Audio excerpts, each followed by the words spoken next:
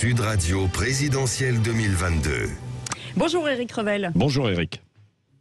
Bonjour, vous m'entendez? Très bien, Oui, très bien. Éric Revel, où en est Valérie Pécresse et que fait-elle? Quelle est sa ligne?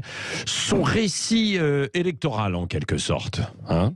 Oui, vous avez raison de vous poser la question. Patrick, que devient Valérie Pécresse, la candidate LR à la présidence de la République? Alors, entre une émission de télé hier soir et puis une visite en Grèce sur les questions de l'immigration, la candidate Pécresse, oui, elle semble marquer le pas dans les sondages, vous l'avez sans doute noté. Fini l'époque où, grâce à la dynamique de la primaire de son camp, elle gagnait du terrain.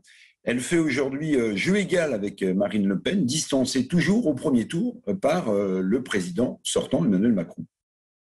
Alors, pourquoi est-ce qu'elle fait un peu du surplace? Qu'est-ce qui se passe dans les intentions de vote en tout cas? Oui, écoutez, Valérie Pécresse, on emploie parfois la formule dans d'autres situations. Elle a du mal elle n'arrive pas à décoiffer. Elle n'arrive pas à créer un désir politique pour sa candidature.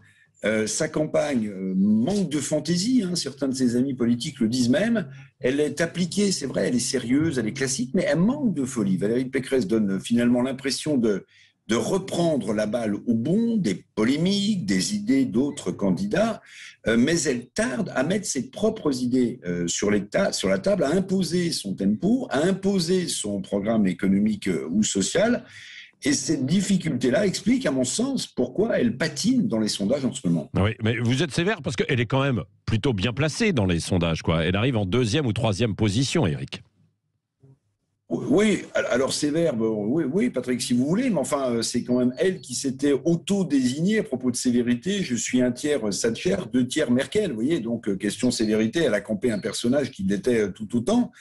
La présidente de la région Île-de-France, autre explication peut-être, manque aussi de notoriété peut-être dans l'ensemble du pays. Mais surtout, elle doit tisser un lien avec les Français. Elle doit construire un récit électoral pour les emmener et les porter avec une vision. Et là, pour l'instant, Patrick, même si je suis sévère, on en est loin, on en est très loin pour Valérie Pécresse. Oui, alors elle a tenté des coups politiques, comme sa petite phrase sur le Karcher qui avait fait du bruit. C'est en tentant des coups comme ça qu'elle pourra réussir?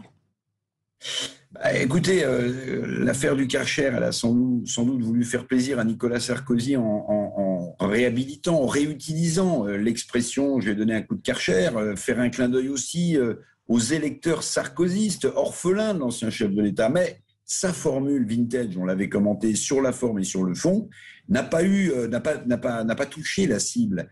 Surtout, cette formule, à mon avis, traduit un embarras politique pour Valérie Pécresse entre la ligne dure d'Éric Ciotti et la plus centriste d'un Christian Jacob. Elle a du mal, évidemment, à choisir son camp. Alors, vous le savez peut-être, à propos de Nicolas Sarkozy, le 20 décembre dernier, Valérie Pécresse a rencontré l'ancien chef de l'État à Paris.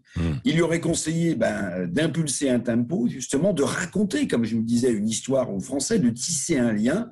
Il reste 80 jours à Valérie Pécresse pour se hisser au second tour, avant, sans doute, peut-être, on verra, d'affronter Emmanuel Macron. Merci Éric Revel.